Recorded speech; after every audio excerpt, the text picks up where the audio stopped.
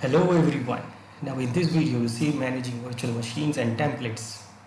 Now before going into that, we should know what is the virtualization technique.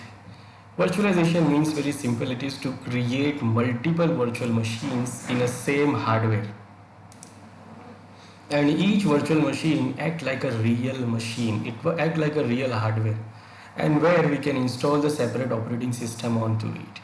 And it handles by the hypervisor. Hypervisor do what? It allocates the physical hardware to virtually all those virtual machines, just like CPU, hard disk or RAM. And each VMs is isolated from each other, like software running on a given VM does not access the resources of the other VM. And many virtual private servers provide use hypervisor installed on physical servers and provision VMs to individual users. Now for creating the virtual machines, there are two types of virtualization we have.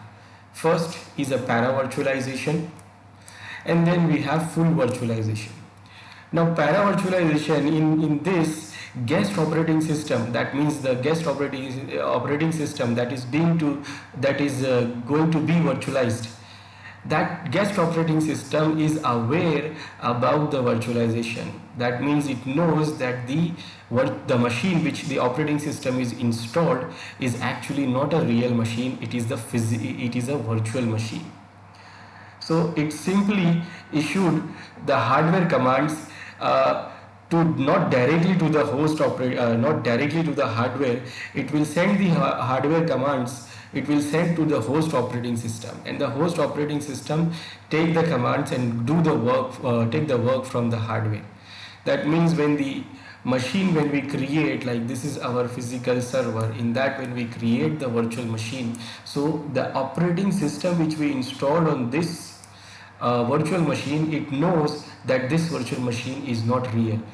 That hardwares which this virtual machine has, like RAM, processor or hard disk, it is not a real hardware, it is a virtual hardware. So when it wants to give the instruction to these hardwares, instead of giving this hardware instruction, it gives the operating system, the host operating system, it gives the instruction to the operating system itself, like this virtual hardware, and then it will goes to the physical hardware, and then it will goes to the hardware and it will work with that hardware.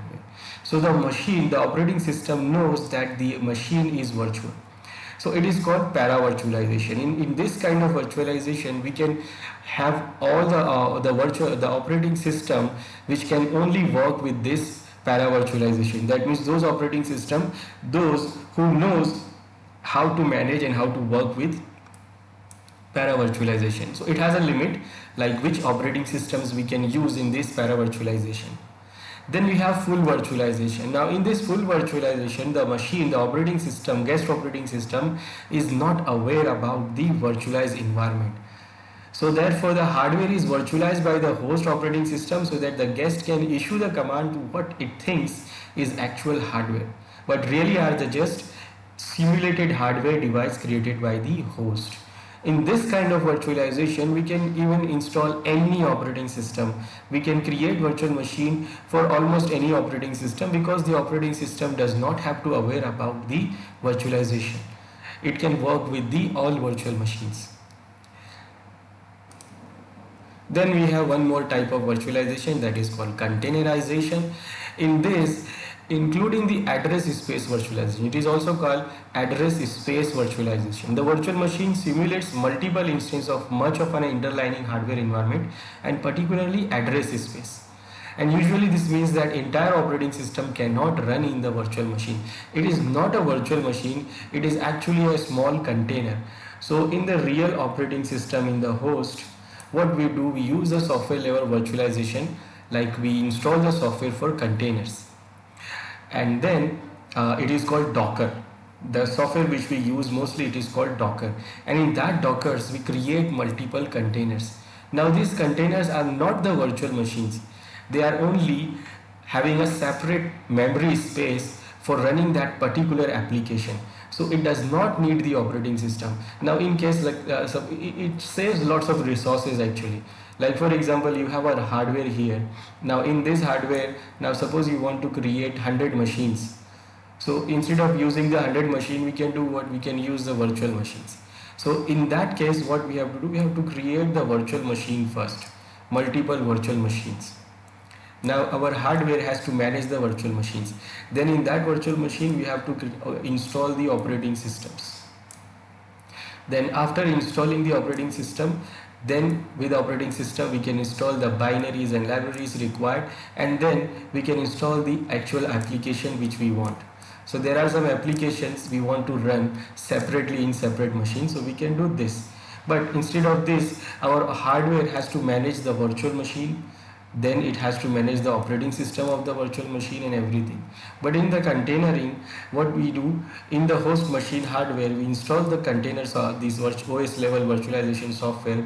In other words, we can say it is a Docker. And in that, we, instead of creating the virtual machine, installing the operating system in that virtual machine, we just create the container. And containers do what? It virtualize the memory space. In the hardware, they take the virtual space for that container, and only that container has a separate binaries and libraries only to work with that application.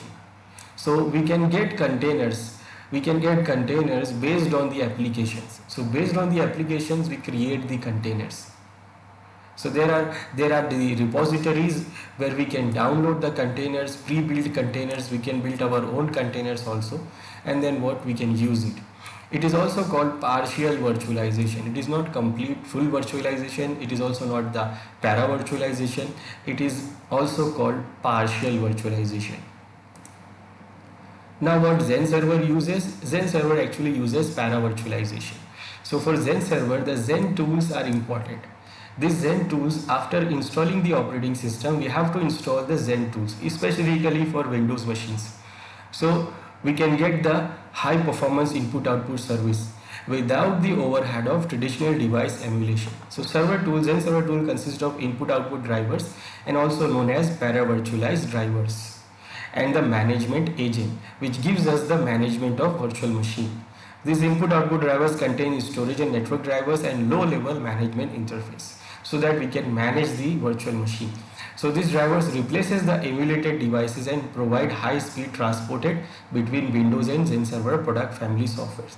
That during the installation, when we install the operating system, specifically like Windows operating system, so XenServer actually uses the traditional device emulation to present the standard IDE controller and a standard network card to the virtual machine. So this allows the Windows to complete its installation with using built-in drivers, but with the reduced performance. So due to the overhead inherent in the emulation of the controller drivers, now it works slow. So after the installation, we have to install the XenServer tool, otherwise it will still work slow because it is using the emulated driver controllers. So we install the XenServer tool, we'll get the management agent.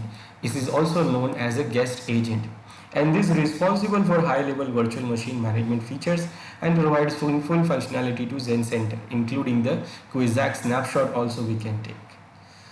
Then XenServer has a simple mechanism to install and update the input-output drivers and the management agent, and these input-output drivers and management agents are combined together and issued as XenServer tools.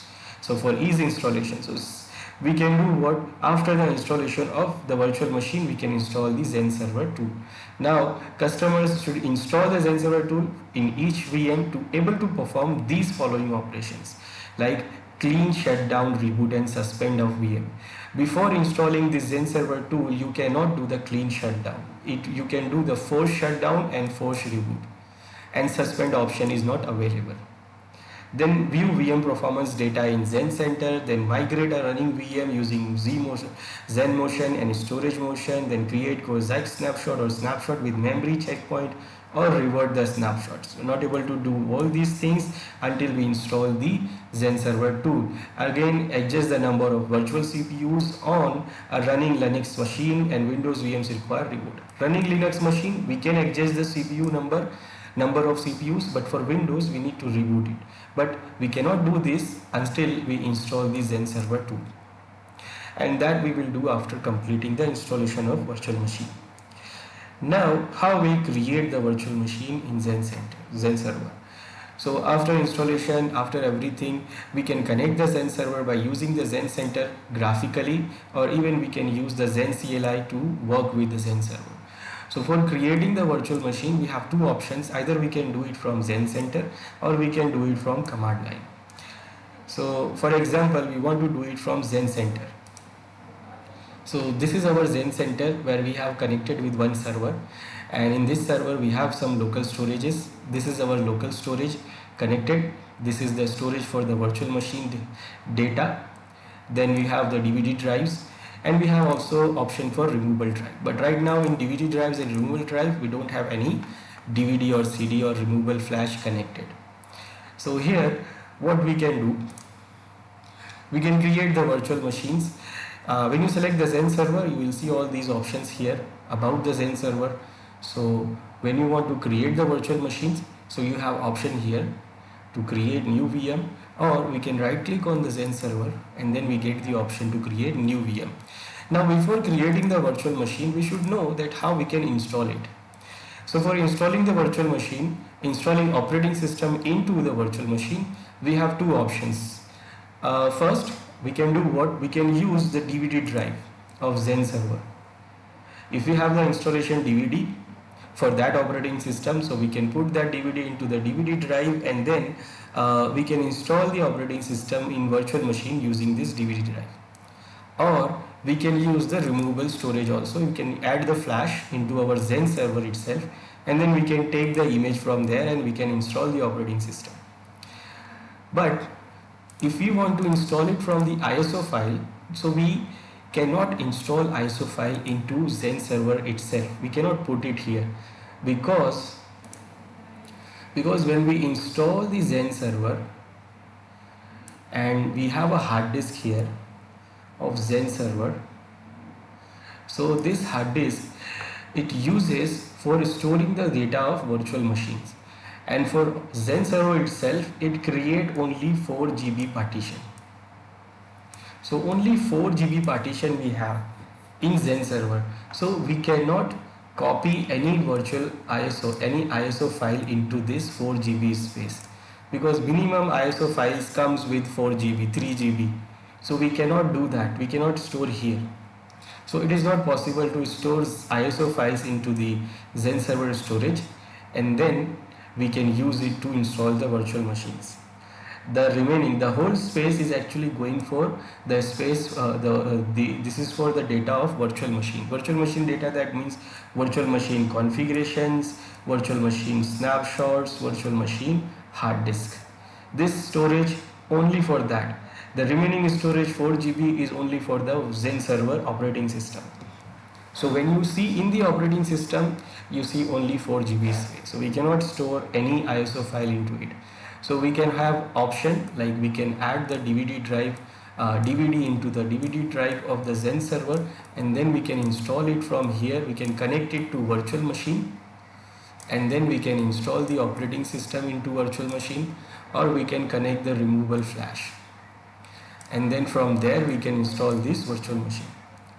Otherwise, we can do what? We can create the ISO library. There is one more option we have. We can create ISO library. Now ISO library means what? We have one server. It will be the external server, either it is Windows or Linux.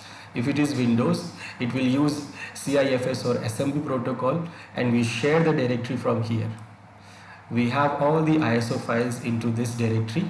We can keep here, and then we'll share this directory by using SMB or CIFS Windows share. Or if it is a Linux machine, we can share by using the NFS protocol. Then this directory we will connect into our Xen server as a ISO library, and in this we can have all the ISO files. So all the ISO files where we have here in this servers, it will be shared by using the CIFS SMB of Windows protocol, or we can use Linux, we can use NFS protocol. We share it and we connect it into our Xen server as a ISO library, and then from there we can use any ISO to create to install in our virtual machine. So actually this option is the good and easy option to use, because for each virtual machine it is not easy to have the CD image or CD DVD, and we have to put it into XenServer itself. So I'm going to use this option. So before creating the virtual machine, I will create the ISO library. Right now I have a server from where I have shared the directory using NFS protocol, and I will do what I will use that directory to connect here by creating the ISO library. So for that we'll do what, we'll select the XenServer and we'll go to storage. Right now we have all these three storage. Now I want new storage repository, new SR. Now when I select, it says you want to create the network storage or ISO library. So right now I want ISO library. And what do you want? You want Windows file share, which is CIFS or NFS, SMB, or you want NFS. So I want NFS, my directory is shared with NFS. So I will go with NFS. Next, you can give your name, whatever the name you want. I'm going with the default, and the description will be automatically generated. But if you want, then you can give a specific description, you can mention the name also. Then here you have to give the path for that share. So that is located in this server here, and then slash name of that directory.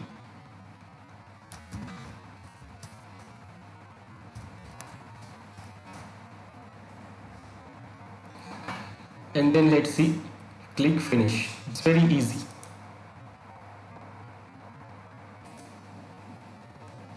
Oh, okay, I gave a wrong name here. It is not S. Okay. And it is now connected. And you see the NFS ISO library here. And when I click on it, and when I check the storage, I have all the ISO files there. So I can use the ISO file from here to create any virtual machine, install any virtual machine which I create. I have all the ISOs here. Now everything is ready. Now I have an ISO files also, so I can create the virtual machines. Now when we create the virtual machine in XenServer, remember it has para-virtualization, so it can work with only some of the operating systems. It is not like every operating system we can install here. So I will check here. When you click on object, so you will see the available templates here, XenServer templates. In object type, object by type, you will see servers, whatever servers you have. You can see the templates here also, that these are the virtual templates, virtual machine templates we have, and we can use these templates to create the virtual machine. It supports all these type of virtual machines. And also here in the objects, we can see the view by objects, like you can see the storage, remote storage, we have only NFS library, and then you have local storage, then you have virtual disks, that are the ISO files we have connected with the the ISO library. Then you have network options. Okay, I want to create, so I will select the XenServer and click on the new virtual machine. Now it gives me all the templates I have, and I can select one of the template to create the virtual machine.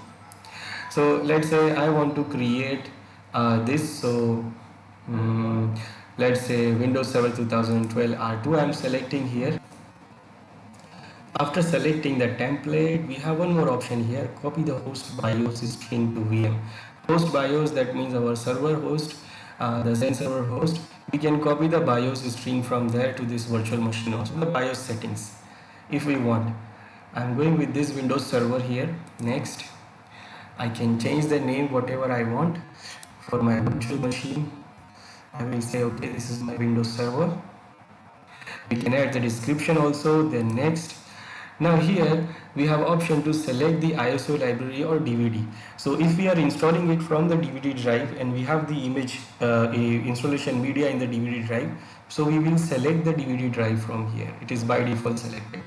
Otherwise, we have collected the ISO library. So when I click the drop down menu, I can see all the ISO library files. This is my ISO library in XenServer. Do you have any DVD? So you can select from there. You can go for the ISO library. So I'm going for the ISO library here, and I'm going to select what iOS I want to install. So I'm going to select Windows Server here. Otherwise, we can go for the installation from network also. If we have network installation, then we can select the network also. Next, now here it is selecting which server is going to be the home server for this virtual machine. If we have multiple Xen servers, so you will see the list of Xen servers here. You will see the available memory from those Xen servers, and then we can decide like which server should handle this virtual machine. Right now we have only one server, so it is showing only one server here, and it is showing the available RAM memory from here. And because we have only one, this option is not showing, it is not available here.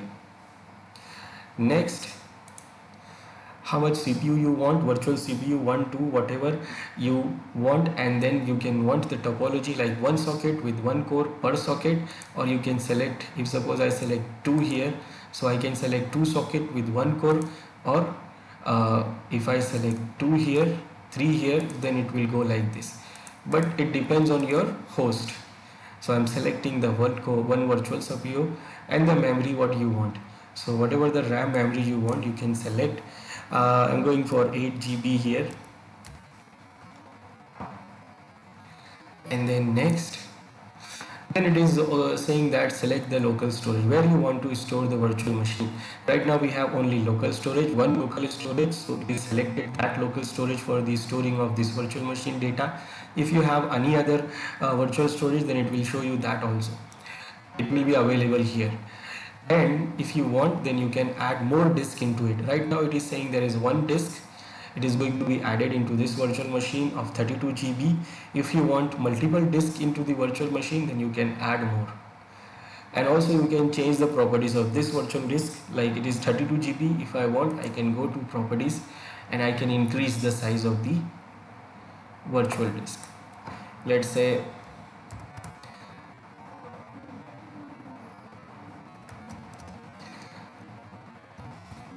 40 GB I'm giving. Now selecting the size, you have to take care that how many size available you have in this local storage. Okay, and then you will go and select next.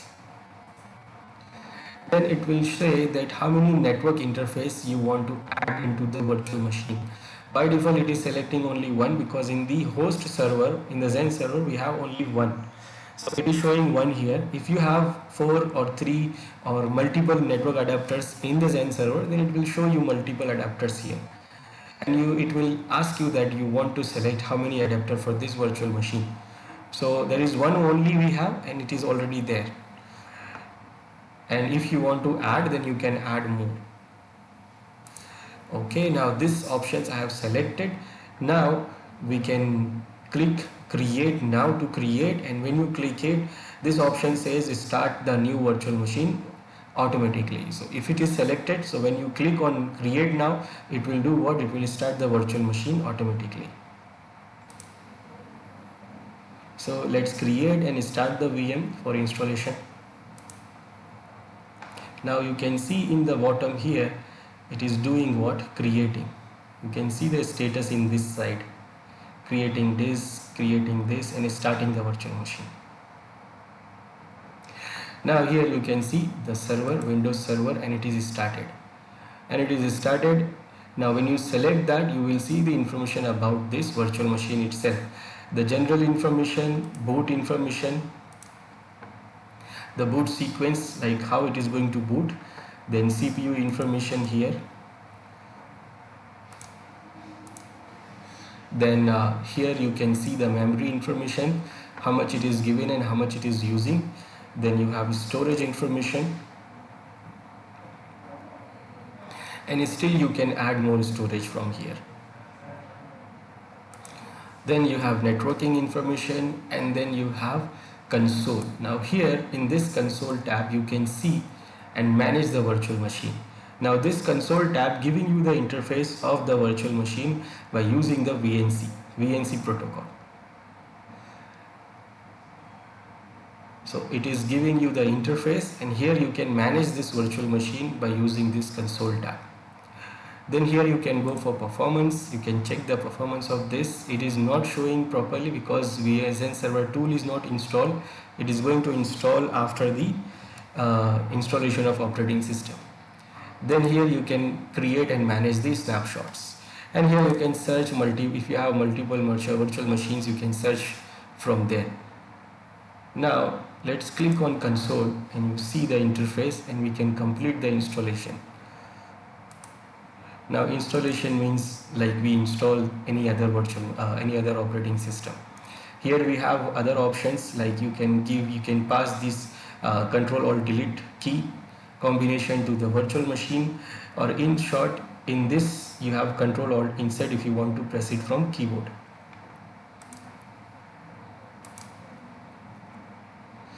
Then you have option to make it full screen, or Control Alt Enter to make it full screen. Then you have option to undock this. You can press Alt Shift U to undock it, or you can do scale also. Scale in, scale out, and then you can do undock. It will come out from this Zen Center, and to redock you can click reattach the console, and then you complete the installation, and then your virtual machine will be ready. And after it is ready, you can do what? You can install the XenServer 2. Now this is how we can create the virtual machine and install the operating system from Zen Center. Then we can do the same thing by using the XenCli. Now why we use XenCli? For example, suppose you are managing your Zen Center from Linux machine. If you are managing from Windows machine, then you have the Zen Center Windows tool. This is a Windows software which we install on Windows machine to manage it. But if you are working on Linux machine, so this Zen Center will not be installed there, because it is the Windows application.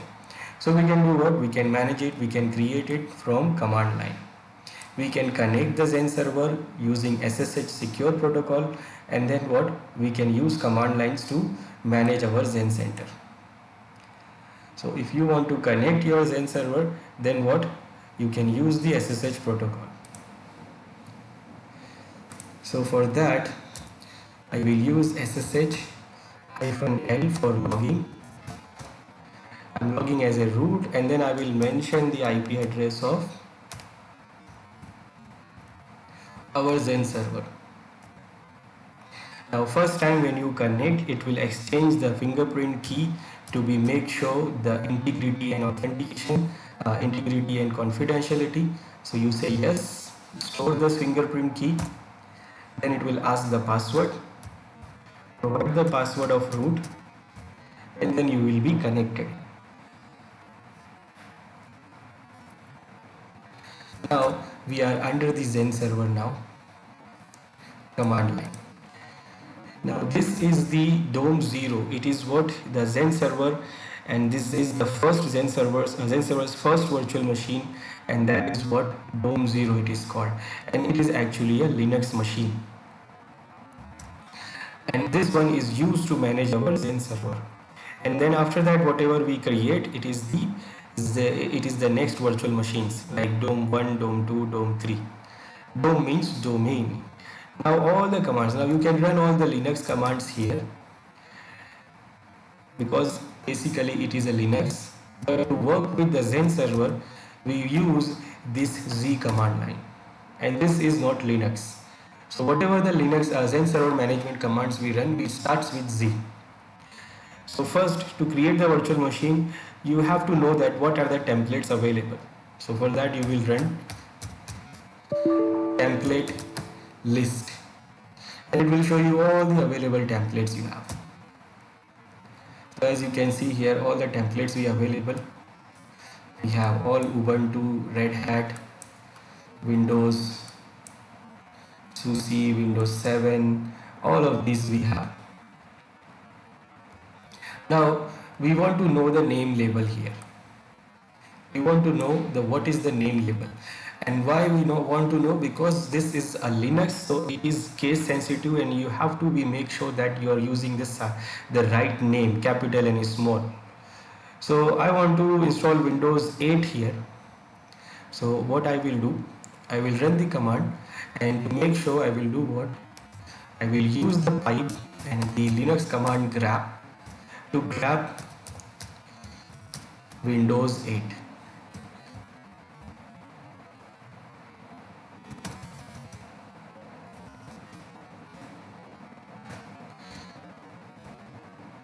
Now I can see there is two templates, Windows 8 32-bit and Windows 8 64-bit. So I'm going for this Windows 8 64-bit. You have to make sure the name is right. Then what? We can create the new machine by using the Z command. Z uh, create VM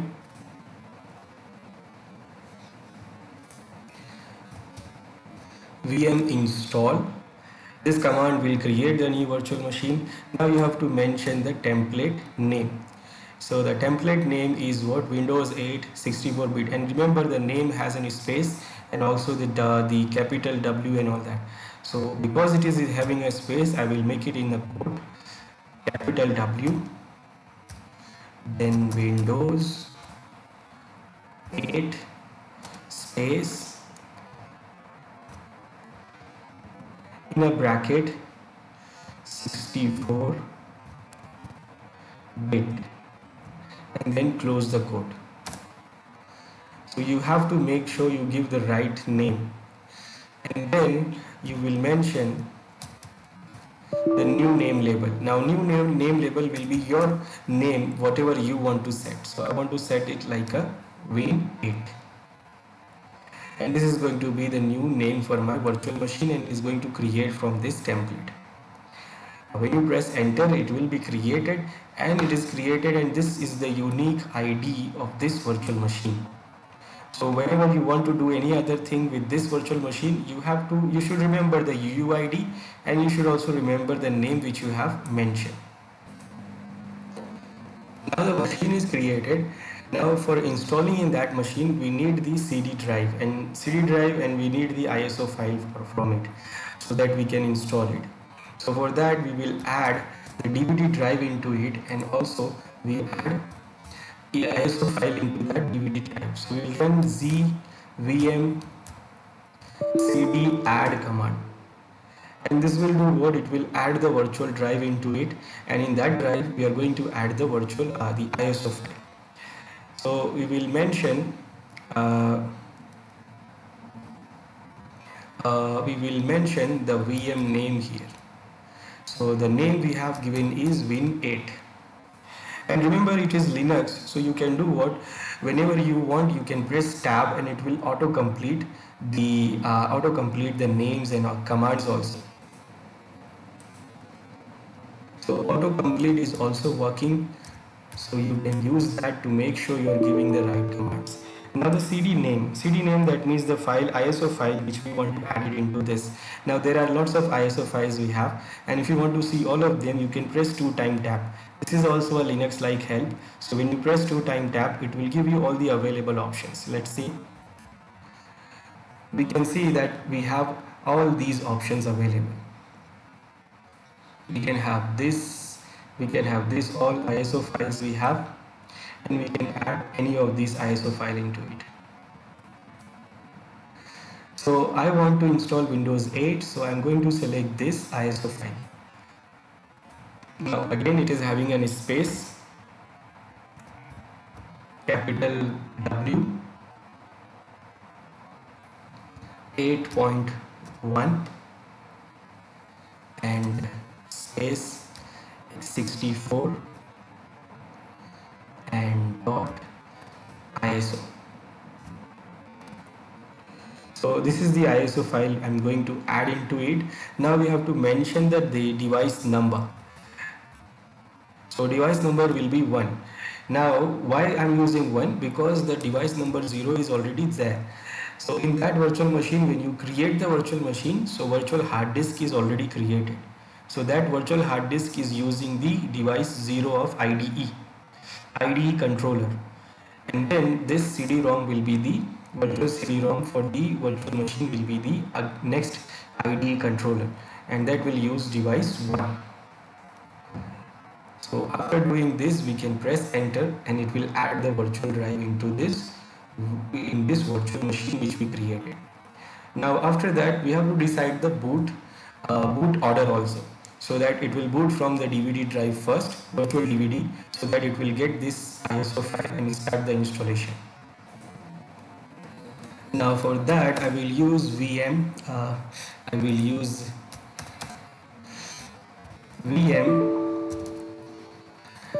parameter command.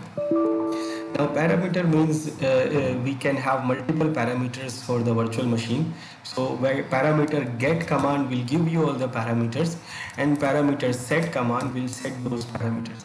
Right now I want to set the boot order, so I will say HVM boot policy I want to set, and the boot policy I want to set as a BIOS order.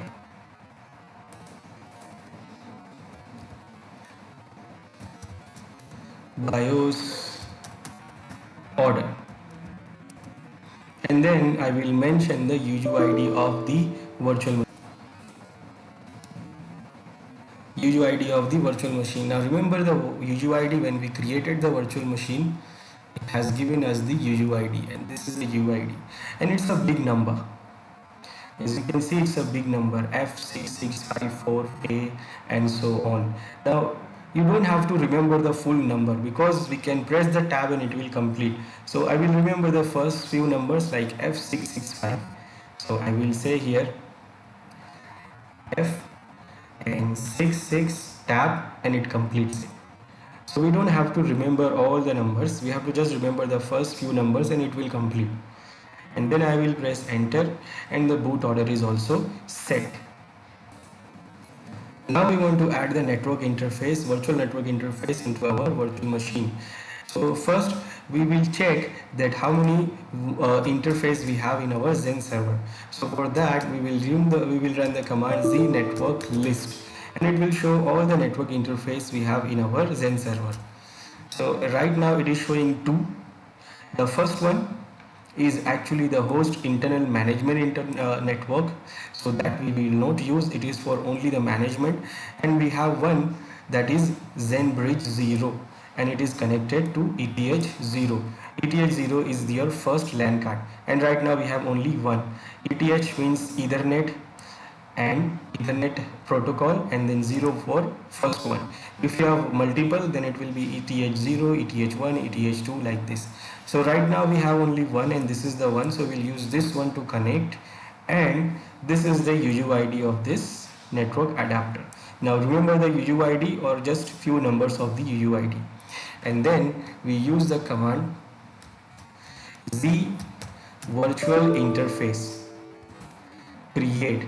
VIF means virtual interface, and virtual interface we are going to create into VM UUID. Now here we have to mention the UUID of the virtual machine, and we remember the UUID of the virtual machine is F665. So I will mention F66 and 5. So this is the UUID of the virtual machine. Then we have to mention the network UUID. Now the network is this only network we have, and this is the UUID of the network 3237. So I will mention 3237 and tab, it completes. Then you have to mention the device number. Now this one will be device 0 again. Now why? Because it is not the IDE controller, it is the network controller. So network controller, and this is the first network controller we are connecting. So this will be called as a device 0. If we connect another network controller, then it will be called device 1. So this is what to add the network adapter to our virtual machine, virtual network interface. And this is created, and this is the UUID of the newly created virtual interface for our virtual machine. Now after this, we want to change the RAM memory for our virtual machine also, because remember we have taken these, we have created the virtual machine using the template. So with the template it has created the default RAM memory for this virtual machine. So if you want to add or you want to increase or decrease it, then you can create it by using this command. The command is to set the memory VM memory, and you can set dynamic and static both. Limit set. Now first, dynamic maximum. So how much maximum limit I want to give to this virtual machine? So I will say okay, I will give 4 GB will be maximum. So I'll say 4000 MB. Then I will say dynamic minimum. Dynamic minimum, and minimum like as you wish. I'm going to give 512. It depends on like what you want. Then static maximum, I will say 4000, and then static minimum, and I will again say 512 MB I am giving. And then you will mention the UUID of your virtual machine. Now remember, the UUID of our virtual machine is F66, and this will adjust the RAM memory for our virtual machine. Now this is also done. Now the virtual disk for this virtual machine is also taken from the template. So whatever the template we have, based on that template it has created the size of the virtual disk. We can check that by using the command zvm disk list of the VM. So VM name is Win8, and then it will show you that what is this. So this is our virtual disk UUID. This is the virtual disk UUID, and it is created under the local storage, and the size is actually 25 GB. It is not 25, it is actually 30, but removing all those system things, it's getting what giving available is 25/7 something. It is showing in byte, but it is actually in GB.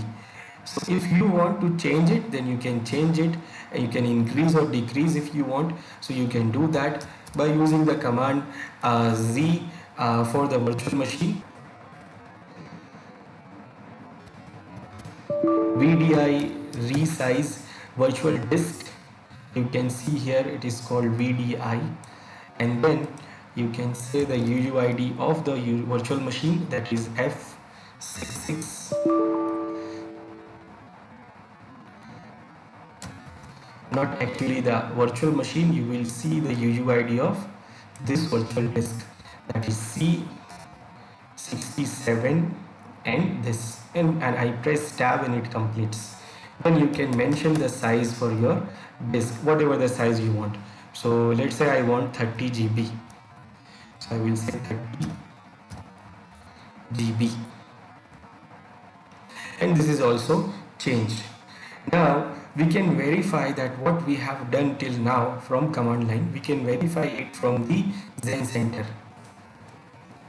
Now here in this XenServer, this server machine is already installing, it is still installing, and we have created this Windows 8. So when I select this, I can see here the name is Win8, and this is description, it is saying installed via ZCLI.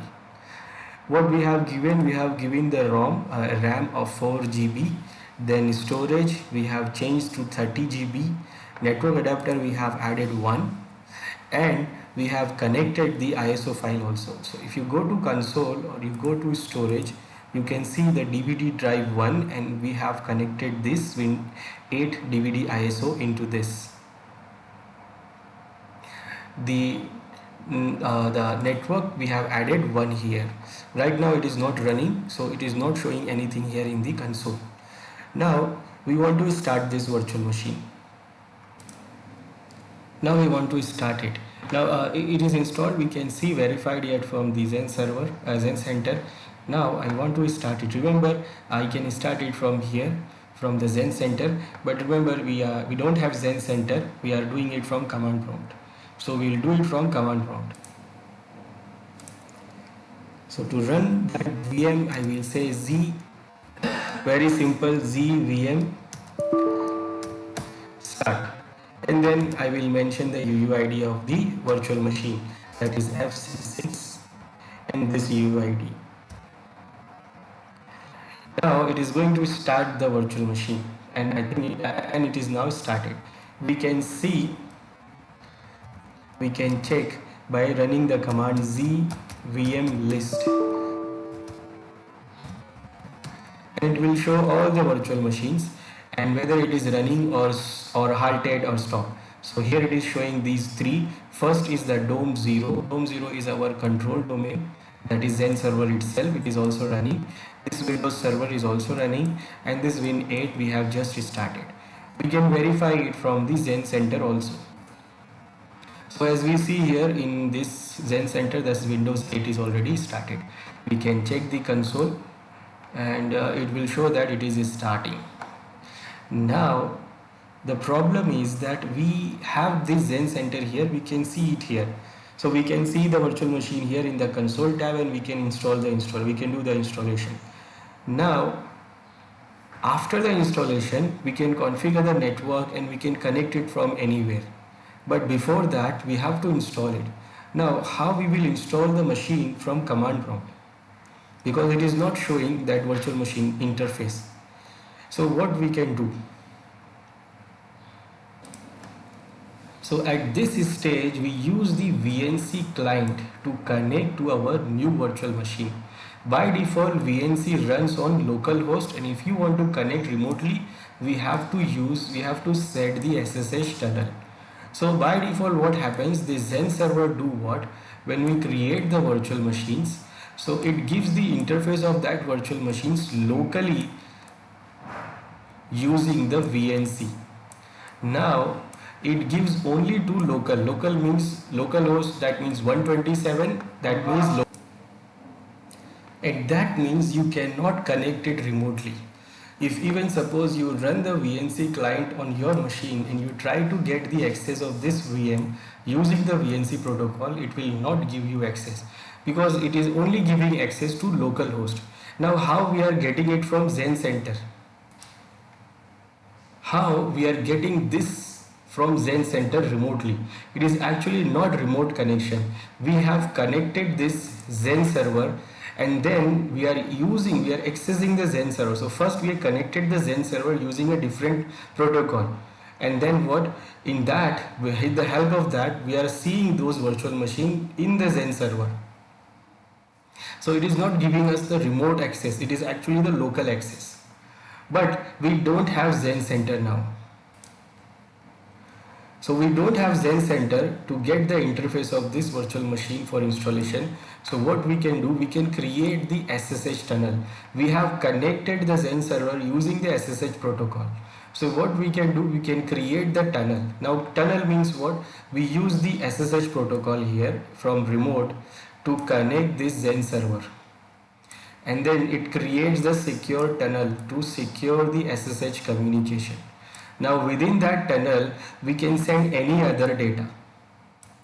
So within that tunnel, when we connect the SSH tunnel, so XenServer feels like we are doing SSH communication, and in that tunnel we will send the VNC protocol request, and it will do what? It will go within the SSH.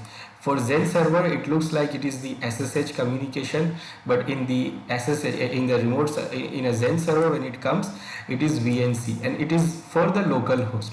So the XenServer will do what? It will reply within the tunnel, and then we can see the interface here in our Vnc client.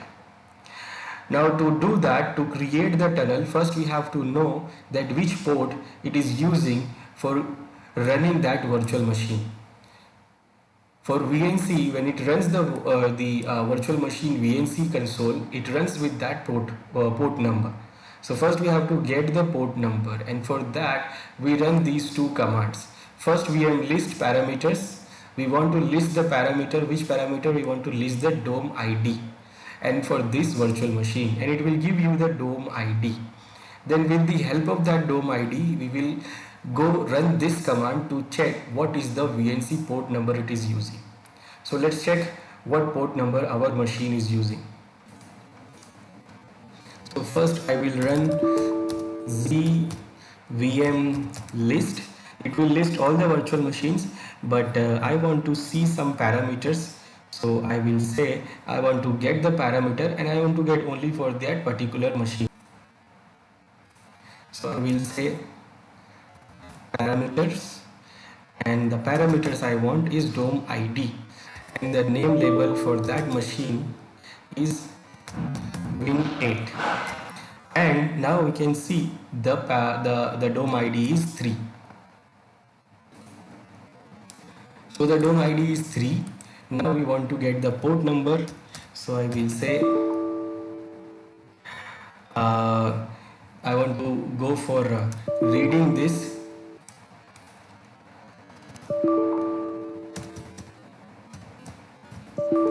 XenStore read, and this is you have to remember the path where we want to go.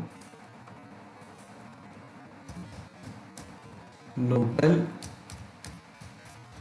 domain. Now here we will mention the DOM ID, that is 3 we found. So I will say 3 and then console, and the console I want to check the VNC port.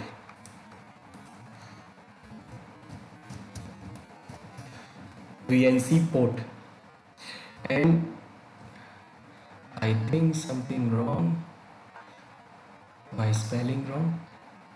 It says could not read the path. Remember, you have to make sure you give the right path, otherwise the path and the spelling will be right, otherwise it will give error like this. There is a problem here. It is this domain. Now this is right, and we get the port number. So remember, the port number is this 5903. Now we have to take note of that. Now what, we can create the SSH tunnel for this. Now for creating the SSH tunnel, first I will exit from this SSH connection. So I will run exit command to exit from here, or you can open the other terminal also. Now I will do what, I will run the SSH command again and I will create the tunnel. And remember, the port number is 5903. So I will run SSH capital L. For the local listing, I will say local port 5903 should be sent to localhost 5903. Now this means what, my local port, whenever I will try to connect the local port 5903, it is going to forward this to localhost 5903. Now where it is going to forward this? It is going to forward to XenServer with the root login. So I will say root add, then I will mention the XenServer's IP address or even name, and then capital N for network. Then when you press enter, it will ask the password for the root account. So you will give the password and enter. Now the tunnel is created. Don't close this command prompt. We have to make sure the command prompt is open because it is creating the tunnel. And this tunnel is actually waiting for the data. Like whenever I connect this local port 5903, it will be sent, the data will be sent as a localhost 5903 to this server. Now we will open the Vnc client.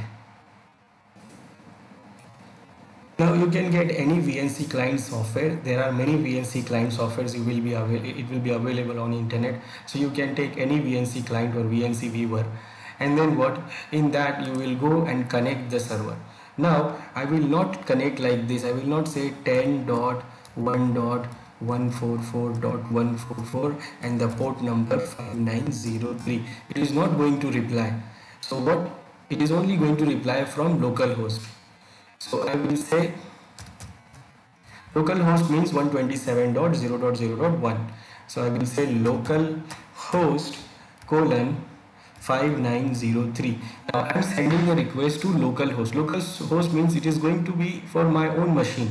But when I send this request to my own machine, it will do what? It will send it to server, which we have already decided. So it is already sending here. I say yes, I want to connect. It says it is not secure because the VNC is not secure, but it is going through the SSH that is secure. So I'll say yes, continue. And we can see now the graphical console of the virtual machine. And now we can go on to do the installation. So this is how we can connect the virtual machine. So VNC Viewer, you will be available for Linux machine also. So you can use that to create, and then you can install the virtual machine, and even when you don't have the XenServer. So we created the virtual machine by using the command prompt, and then we are installing it using the VNC connection. So and to connect it, we have to create the tunnel. Now it is going to install, and whatever. We can verify it from the XenServer because we have an access of XenServer, so we can see what we have done, and we have started the installation. So here in the XenServer, we can check this Windows 8, and we can check the console that it is okay. It is running the installation which we started from the VNC, and this. So this is how we can do what we can create and install the operating system into virtual machine. We can create from XenServer, and also we can create from command line and connect through the VNC viewer for completing the installation.